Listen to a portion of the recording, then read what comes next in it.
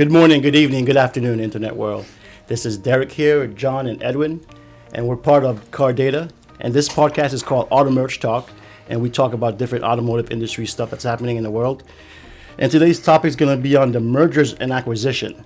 Why in the automotive industry there's so many mergers and acquisition happening right now, and how is it affecting the industry in a whole?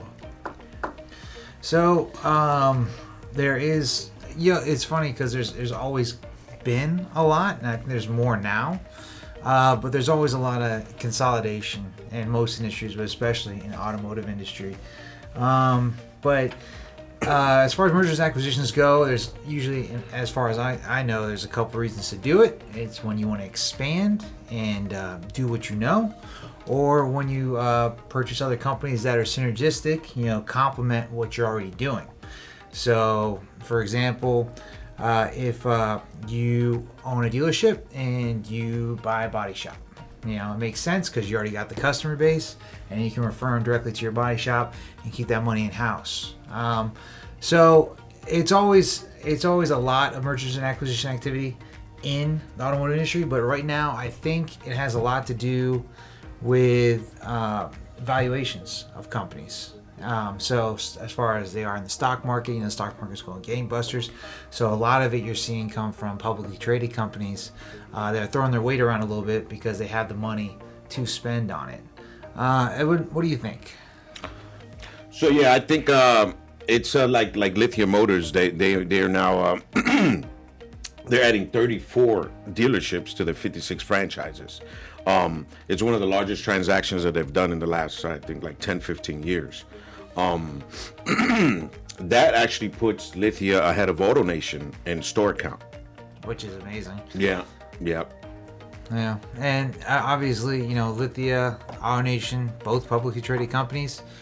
They both have a lot of cash to use, and they're using that. It seems like since they are expanding so aggressively, I would say Lithia is expanding as if not more aggressively than AutoNation right now, especially because their store count just eclipsed them, but AutoNation is currently working on purchasing a few more dealers themselves.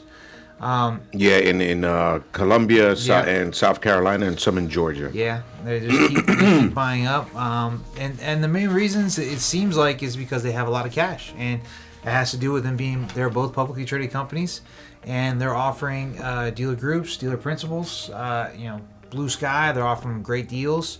Often they're offering them stock, for the purchase, and keeping them on board to run the companies, which is always a smart thing to do. When you purchase another company, you want to keep the people in there to keep running it for at least a period of time.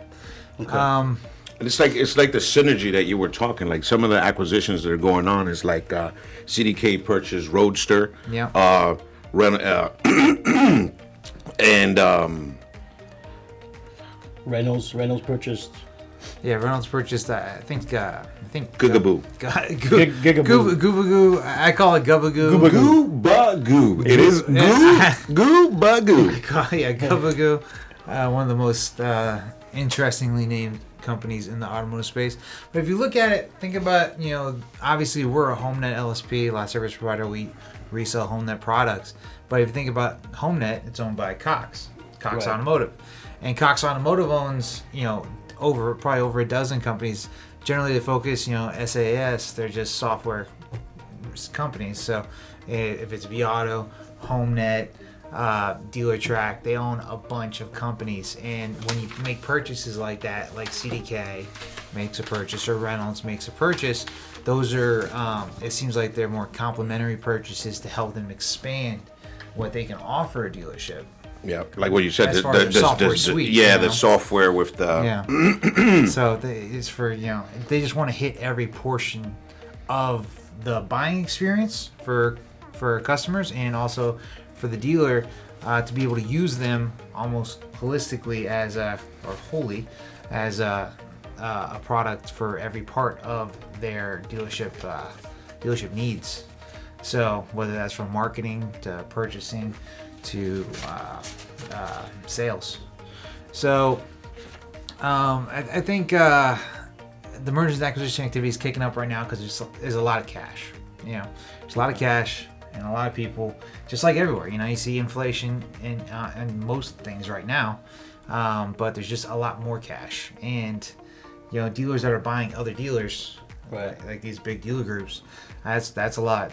Doing what expanding on what you're already doing. Right. And when you have multiple dealers that you buy in an area, so if you're AutoNation and you have a ton of AutoNation dealers in an area and you purchase them up, obviously you're going to have more monopolistic power as far as pricing power and and what you're doing as far as sales.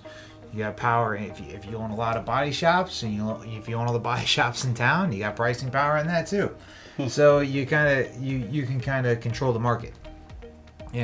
So that's more of an interesting thing from the dealership side, and it is interesting that these large dealer groups are purchasing so many dealers.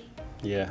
I didn't realize there was so much back-end systems and stuff to the industry. Oh yeah, tons. Yeah, we only use a couple. Yeah, we use a lot. Edwin uses a couple of them Yeah. in a day. I didn't realize it was that much. Oh yeah. AutoNation is dozens. opening more stores too. Yeah. 5 more stores this year, Yeah. 12 more in 2022. Yeah. They're just it's Wow. crazy. They got a lot. They want to put billions of dollars in it into the next few years. 1.25 to be exact. As far as their current store footprint and expanding. So they are growing. So there you have it, guys. The man himself, the president of the company, giving his opinion and thoughts on what's going on in the industry. If you guys like what you see, just subscribe and hit the like button. And thank you for stopping by, guys. Till next time.